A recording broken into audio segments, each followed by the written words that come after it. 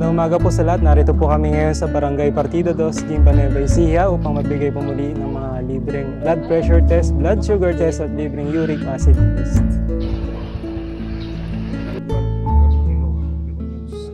Wala pa pong kinain po, ano? Wala pa talagang nag-fasting. Kapin-kapin na nga po ako eh. Thank you. Baka po ng ano yung 5.0 ito. Nagdaig mo ako ah. Wala pa po kayong kinape? Wala pa. Wala pa, ma'am. Nagkape ka na? 123. Ano, mataas din po yung ano niya. Ay, nabiya ko man. Ano yung isa kayo nito? 8.4.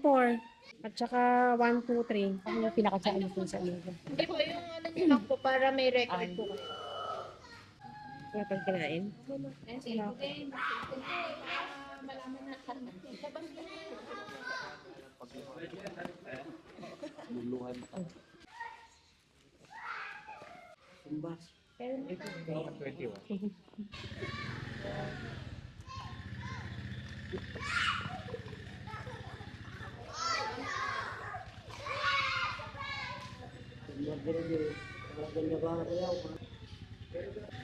Hindi ka mahilig sa asukal? Kaya? Kaya pala eh. Laki mo, late report. Ako nga nagmerenda kaya ng alas 11 na. Alas 12.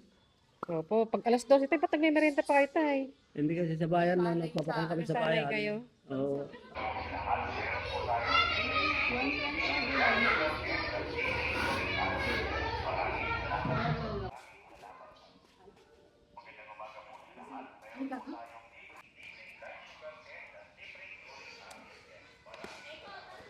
Nagkape na po kayo, eh.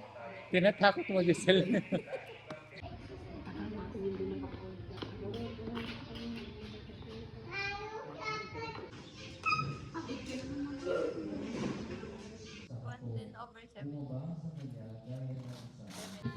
Wala pa wala. Dapat po alas 10 eh. Busy lang namin. Pagigising lang daw. Alas 4 lang kami dumating.